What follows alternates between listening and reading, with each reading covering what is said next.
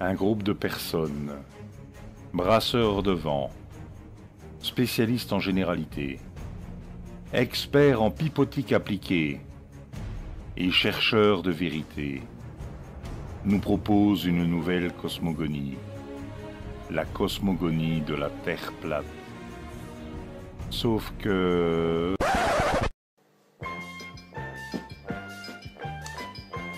Alors, qu'est-ce que tu veux? T'attends quoi là? T'attends que je te parle de la gravitation? Qu'est-ce que tu veux savoir? Hein?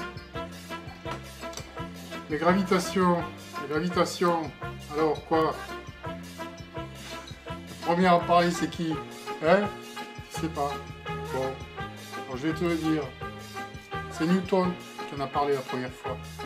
Parce qu'il a une pomme qui lui est tombée sur la figure. Ça l'a mis en colère. Il s'est dit, toi, ma vieille...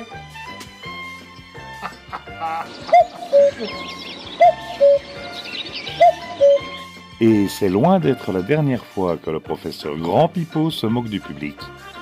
Dans une de ses vidéos, qui est intitulée Le lever de soleil sur le pic Canigou, ou le coucher, je sais plus, à des questions qui lui ont été posées du genre « Pourquoi est-ce que toutes les autres planètes du système solaire seraient sphériques et pas la Terre ?»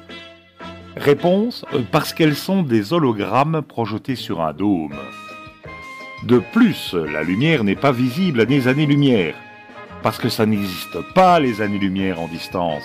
Il n'y a pas d'univers. C'est un hologramme projeté sur un dôme qui donne cette impression d'existence. Et beaucoup de mensonges sur la lumière, sans doute aussi. Bon, et d'un point de vue scientifique, on parle d'absorption de la lumière par les atomes et particules de l'atmosphère. C'est comme le son, il ne se propage pas à des distances infinies, parce qu'il existe un phénomène d'amortissement. Même si, dans ce cas, il a besoin de l'air pour se propager et pas la lumière. C'est malgré tout deux phénomènes équivalents. Quelle science, j'adore. Alors, on lui a parlé de la Lune et réponse, il y a des chances que la Lune soit un hologramme aussi. Ah oui, tant qu'on y est.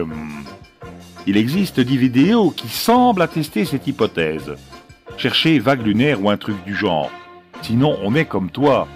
On n'a pas la réponse, hein, pas du tout, donc on cherche aussi. Mais, ici c'est la dissidence. Alors tu fais comme nous tous, avec tes petits doigts agiles, tu fais tes propres recherches. Bah oui, ça risque pas d'arriver, puisque il n'y a pas de réponse à cette question-là si la Lune est un hologramme. Pour ceux qui préfèrent la facilité et n'avoir juste qu'à poser des questions pour avoir les réponses, restez donc sur le modèle sphérique de la Terre, via la matrice. Il est là pour vous. Je dois dire que c'est assez typique, ce genre de réponse. Un youtubeur que nous appellerons Fabien du Carré Jaune nous pond ceci, fallait oser. Le mieux avant d'aborder la Terre plate, ou l'idéal pour bien savoir de quoi on parle, quand il est question, comme dans cette vidéo de Troll A, de NASA et de Lune, du fait qu'on aurait marché sur la Lune et de la prétendue conquête de l'espace, et de visionner les vidéos de Rocksocker. Les 4 évangiles. La vérité cachée de la conquête spatiale. Attention, chaîne Top Secret Magazine Eden Edition. Bah oui, Top Secret. Les satellites n'existent pas. Oui, bon. Oui.